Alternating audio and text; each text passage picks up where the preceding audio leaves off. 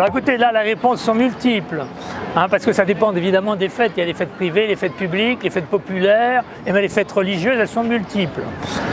Mais en fait, bon, on peut dire, si vous voulez, de manière très rapide et schématique, qu'il y a des fêtes, disons des souverains ou des princes, à l'occasion d'un anniversaire, d'une victoire militaire, d'un événement de ce type, et aussi ça se retrouve aussi dans les fêtes privées, puisque aussitôt que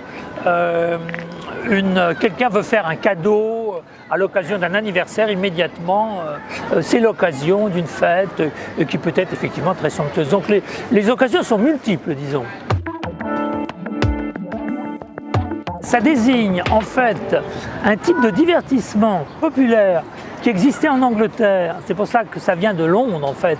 Et ces Vauxhalls, c'était en fait des espèces de parcs de divertissement, un peu comme nos parcs de loisirs actuels. Donc une formule nouvelle qui rassemblait dans un espace forestier toute une foule avec de multiples activités organisées. Or, ça m'a intéressé parce qu'en France, ça naît précisément dans la deuxième moitié du XVIIIe siècle avec la complicité des pouvoirs publics, et donc c'est un événement neuf, je veux dire pour la France, et ça rejoint évidemment ma problématique sur l'apothéose festive de la fin du XVIIIe. Vous voyez. Ces fêtes royales ont atteint un sommet quasiment inégalé sous Louis XIV, qui en a fait disons un instrument de pouvoir pour montrer la somptuosité de son règne. Et la plus célèbre, c'est la fête cette fête de l'île enchantée qui s'adressait à toute la population, mais beaucoup aussi aux princes, et voire aux princes étrangers qui venaient. Et c'était des fêtes qui duraient parfois, c'est le cas de l'île enchantée qui a duré 8 jours, et qui faisaient appel aussi à Molière notamment, et à des comédiens, à des auteurs donc, de pièces de théâtre, des mises en spectacle multiples qui se déroulaient dans les jardins et sur le Grand Canal, qui est absolument fabuleuse. Donc pour en venir à mon sujet, bien sûr le 18e tente de retrouver ce faste et garde cela dans sa mémoire comme une référence exemplaire. En fait, c'est une fête qui est organisée en 1770, en mai 1770, après la fête de Versailles, mais qui est une fête qui se veut populaire et qui doit donc, dans la ville, rassembler le peuple pour qu'il se réjouisse et qu'il, en fait, célèbre le mariage de Marie-Antoinette et de Louis XVI, qui n'est pas encore roi, qui est simplement dauphin, et la dauphine étant Marie-Antoinette d'Autriche. Donc cette fête se déroule selon un cérémonial qui se veut spectaculaire. Il y a en bas, c'est sur cette place qui est derrière moi, et il y a la statue de Louis XV, s'appelle la place Louis XV à l'époque, avec ce qu'on appelle le temple de l'hymen, qui est un élément en stuc. Ce temple de l'hymen rassemblait aussi tous les éléments pour l'artifice, pour le feu d'artifice, et une fusée malencontreuse va atteindre précisément le temple de l'hymen qui s'embrasse immédiatement.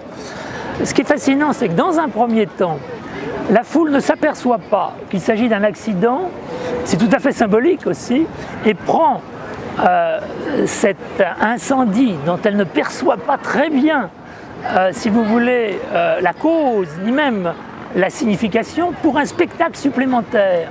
Et donc elle reste fascinée dans un premier temps.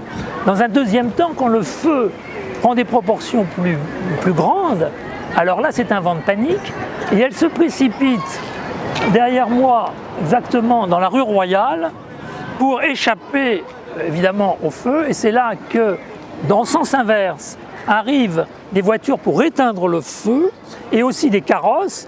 La foule ne peut pas avancer, c'est absolument dramatique, elle est comprimée. Il y a des gens qui étouffent sur place, tellement la foule est serrée, et il va avoir évidemment beaucoup de victimes, et on raconte même que dans cette horreur, certains vont essayer ceux qui avaient des épées, vont essayer de franchir la foule en taillant dedans. Enfin, c'est absolument atroce. Cette fête qui devait être un apothéose en fait, devient une sorte de symbole d'échec terrible, et ensuite on va critiquer de manière radicale les organisateurs de la fête, notamment le lieutenant de police que peut-être le public connaît, qui est Sartine, peut-être que le public connaît avec les aventures de Le Floch à la télévision, et le prévôt des marchands qui n'avait même pas prévu des issues pour cette foule, et notamment le responsable des Tuileries qui aurait dû laisser ouvert le pont tournant et qu'il avait fermé. Donc, toute la critique de l'Ancien Régime, les critiques multiples sur lesquelles je peux développer, enfin qui sont extrêmes, vont se manifester à cette occasion. Et enfin, la critique, si vous voulez, philosophique et qui revient très souvent, c'est que toute cet argent dépensé alors qu'on est dans une période de crise financière terrible ferait mieux d'être pour des œuvres de bienfaisance, évidemment, pour le peuple. Mais alors, c'est toute la question, enfin, c'est qu'en même temps, le peuple a besoin de fêtes, et c'est un élément de divertissement absolument essentiel, et notamment ces fêtes royales, où on leur distribue de la nourriture, où il y a des réjouissances, des feux d'artifice spectaculaires, on attend comme de nos jours le bouquet, si vous voulez. Cette fin du XVIIIe siècle est totalement tournée, je pourrais dire, vers le spectaculaire, toute classe confondue, toute catégorie confondue. Ce qui les intéresse, c'est les techniques nouvelles, parce que c'est une période, je parle bien de la fin du XVIIIe, les 20 ou 30 dernières années du siècle, c'est une période tournée vers l'invention technique, et ces inventions techniques sont souvent au service de spectacles ou de divertissements extérieurs spectaculaires que la foule attend, aussi bien d'ailleurs à l'Opéra Royal, où il y a aussi du spectaculaire, souvent supérieur au contenu même des pièces, que évidemment à Paris ou dans les villes où se déroulent également des fêtes. On appelle folie ces demeures, ces résidences secondaires qui vont connaître, alors là il faut le dire que la mode des folies a commencé sous la Régence, donc antérieurement, mais qui vont connaître une mode nouvelle et qui vont se développer de manière spectaculaire dans la deuxième moitié du XVIIIe et même à partir surtout des années 60 jusqu'à la Révolution, dans les environs de Paris, dans la ceinture de Paris et même dans certains quartiers de Paris comme Clichy, Pigalle, des choses comme ça. Alors ces folies, le point intéressant de ces folies, le mot folie signifie que les propriétaires n'ont pas de limite budgétaire dans la construction de ces édifices qui sont des petits bijoux, pourrait-on dire, d'une extrême élégance, dans lesquels ils rassemblent les meilleurs ornemanistes et les meilleurs peintres pour les bâtir et pour les décorer. Mais le paradoxe qui est le suivant, et pour les fêtes évidemment, le paradoxe c'est qu'en principe, ça s'appelle aussi des petites maisons et c'est pour dissimuler parfois la galanterie ou leurs amours clandestines, mais c'est en même temps un lieu d'exhibition. Tout était le paradoxe puisqu'il s'agit de montrer son luxe, son faste et sa réussite sociale et culturelle par les folies, si vous voulez. Alors je prends le mot folie dans tous les sens du terme, dans ce sens de demeure secondaire particulièrement élégante, mais aussi dans le sens moderne, car alors là, ça sera toute autre question que je peux aussi développer. Il y a, disons, dans la littérature et dans la littérature de l'époque et dans certains comportements, une véritable fascination pour tout ce qui relève de ce que nous appellerions l'hystérie, de ce qui relève d'un dérèglement des conduites qui devient parfois valorisé dans certaines occasions. Madame de Staël écrit, elle est au tout début de sa carrière, et avant de devenir la romancière que l'on connaît, d'écrire Delphine ou Corinne, des grands romans totalement maîtrisés, écrit une petite nouvelle, mais elle n'est pas la seule, qui s'appelle La folle de la forêt de Sénart, et qui est en fait le thème de la folle par amour. Alors il y a tout un imaginaire de la femme au XVIIIe siècle, de la représentation de la femme et de la féminité, et dans les traités médicaux de l'époque, je simplifie, la femme apparaît comme un être vulnérable qui peut, si elle est soumise à des émotions violentes, devenir quasiment aphasique ou se livrer à une sorte à des dérèglements spectaculaires aussi, pour reprendre mes formules. Et c'est ce que décrit Madame de Staël dans La folle de la forêt de Sénart, vous voyez. Et il y avait eu une pièce de théâtre qui s'appelait La folle par amour, dont le nom de l'auteur m'échappe, très très connu à l'époque et qui avait eu un très grand succès, vous voyez. Mais je pourrais citer d'autres cas qui seraient intéressants. J'en citerai qu'un deuxième, si vous voulez, qui est un certain Chassaignon, qui est un auteur relativement important, peu connu du grand public, même du public cultivé, et qu'on pourrait comparer à ceux qu'au XXe siècle on a appelé les fous littéraires. Il écrit un ouvrage qui s'appelle Les cataractes de l'imagination ou scribomanie, écrite, enfin j'en passe, je ne me souviens plus du titre, qui fait 2 pages, et là c'est du délire, c'est un délire plus ou moins maîtrisé, dans lequel l'imagination du romancier est la reine souveraine et sans limite. Et c'est à la fois une autodérision, parce qu'il se moque de lui-même, mais en même temps un réceptacle de tous les fantasmes que je viens d'évoquer, vous voyez. Donc, et je ne vous en dis qu'une parcelle.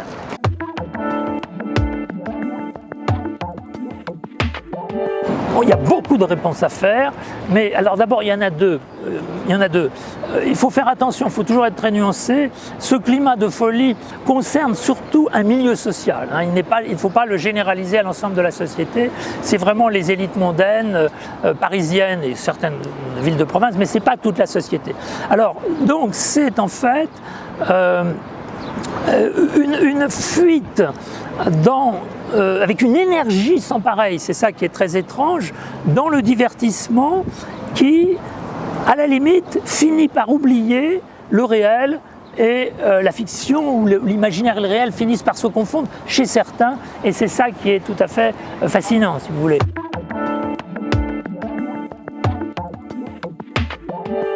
Là aussi, il faut être extrêmement prudent. J'avais rapproché, à un moment, je rapproche dans mon livre la fête lorsqu'elle est frénétique et qu'elle va le plus loin, qu'elle pousse les limites le plus loin et qu'elle va vers l'acte gratuit, puisqu'il y a des mystifications absolument extraordinaires qui peuvent être même extrêmement dangereuses, avec des victimes, je veux dire. Et je rapprochais ça de Gide, dans les caves du Vatican, l'acte gratuit. Mais il faut faire attention, le rapprochement est excessif, en ce sens qu'il n'y a absolument aucune théorie de l'acte gratuit. Tout ça, d'ailleurs, tout ce que je vous dis là n'est pas théorisé à l'époque, c'est surtout une société oisive avec des effets de surenchère. On pourrait m'objecter, ce serait intéressant, que les fêtes existent, j'en ai d'ailleurs parlé bien avant, c'est une histoire qui remonte à la nuit des temps, et au XVIIe il y a des fêtes aussi extraordinaires. Ce qui est nouveau, c'est les effets de surenchère. Et ça, c'est quelque chose que j'ai beaucoup étudié. Il y a une espèce de fuite en avant, et dans tous les domaines, et notamment dans le domaine festif. Alors, pour le rapprochement avec le monde actuel, donc, très grande prudence, mais on peut quand même, parce que je trouve que c'est très bien, sans faire d'anachronisme, l'histoire, en fait, elle se pense toujours par rapport au présent, enfin on pose des questions. L'histoire, c'est toujours un questionnement, mais qu'on pose par rapport à un présent. Et eh bien, les points de rapprochement, c'est que dans notre période, on est aussi dans une sorte d'entre-deux, peut-être entre une tradition et un monde à venir qui est en train de venir avec la révolution numérique et tout ce qu'on peut dire là-dessus, et que dans cette période intermédiaire, eh bien, les gens manquent souvent de références et se réfugient dans la fête individuelle, là, et plutôt que d'essayer de penser le collectif, c'est ça qu'on pourrait dire, et de se projeter dans le futur.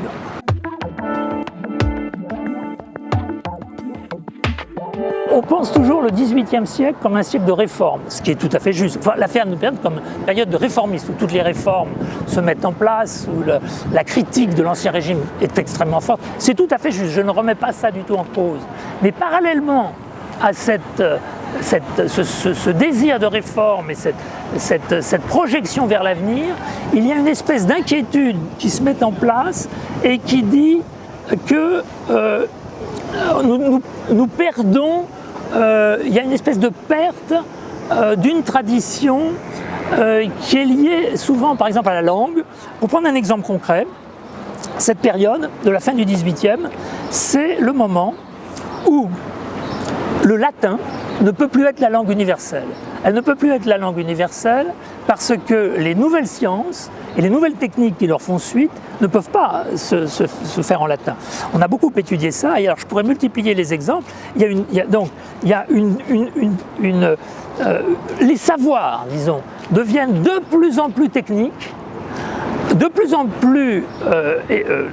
plus moderne au sens moderne, c'est-à-dire que par exemple si on prend la chimie, l'ancien phlogistique qui était la chimie ancienne, je ne vous dirai pas comment ça se passe avec Lavoisier à la chimie moderne, donc une espèce de bond en avant, et par compensation, par esprit ça crée une hantise, une peur, les gens vont se replonger dans un passé, et ce n'est pas un hasard si par exemple un certain Cours de Géblin écrit l'histoire du monde primitif. On recherche l'origine des langues, on recherche une langue primitive, même si c'est un fantasme. Enfin, on recherche un socle, si vous voulez, extrêmement solide, qui permettrait d'avoir des références absolues. Vous voyez ce que je veux dire? Alors là, il y a toute une réflexion. Alors c'est là, ça c'est le premier point qui m'a amené vers la fête, vers ce sujet. Et le deuxième point, je vous le raconte.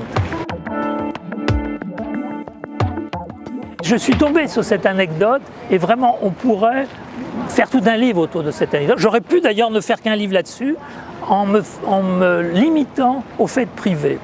Imaginez la chose suivante. L'anecdote, c'est Madame de Genlis dans son château qui veut faire une fête, je crois que c'est pour son beau-frère, et qui va, pour se faire recevoir, un peintre qui est un peintre qui est médiocre et qui n'a pour fonction que de s'occuper des lambris ou des déguisements ou des décors éphémères pour les fêtes.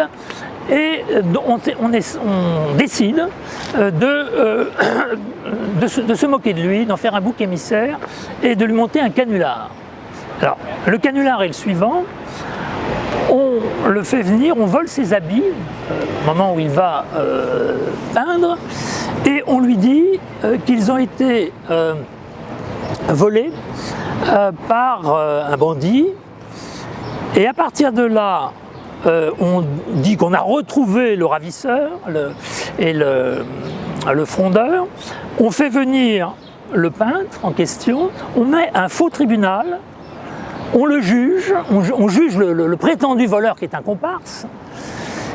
Il est condamné à mort, tout ça bien sûr dans l'illusion de ce faux tribunal, et on demande ensuite au peintre qui était victime de cette supercherie, de gracier. Est-ce qu'il veut bien gracier? Et il finit par le gracier, et après tout le monde se met à pleurer et ça se termine par les bons sentiments. J'ai oublié une seule chose, et après je vais en faire le commentaire de cette scène. J'ai oublié une seule chose, c'est que toute la scène que je viens de vous décrire est imitée du Don Quichotte, qui est très à la mode à l'époque. Si on réfléchit à cette anecdote, elle est extrêmement révélatrice, symptomatique d'énormément de choses, puisque c'est un sujet littéraire. Il faut donc suivre à la lettre quelque chose qui est écrit par Cervantes. Ensuite, on oublie ces titres de noblesse, puisque en fait, il s'agit d'un tribunal où les magistrats semblent supérieurs à tous, alors que ce sont des faux magistrats, donc faux parlement, faux tribunal, une victime sociale aussi, puisque ce personnage est quelqu'un qui n'appartient pas aux élites et qui est ridiculisé, on ne s'en tient pas compte du tout. Et chose extraordinaire, c'est que le dénouement s'achève dans les larmes, qui rejoint la vertu et surtout cette espèce de sensiblerie. C'est pas seulement la sensibilité, la sensiblerie qui triomphe au XVIIIe siècle. Tout cela avec les bons sentiments, tout le monde s'embrasse.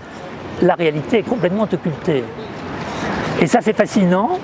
Donc, ce qui m'a fait écrire ce livre, c'est donc une réflexion qui n'est pas complètement aboutie dans le livre, que je pourrais creuser bien davantage, sur l'inquiétude fin du XVIIIe, un certain type d'inquiétude fin du XVIIIe, et puis cette fête qui est symptomatique d'une espèce de dérive où les sentiments, alors on pourrait presque rapprocher de notre époque encore avec le diktat de l'émotion, vous voyez, qui est encore, c'est l'émotion en fait qui l'emporte sur la conscience, qui l'emporte sur une prise de conscience des réalités. Donc tout ça est absolument fascinant et on peut poursuivre, on pourrait poursuivre encore, vous voyez, dans ce domaine.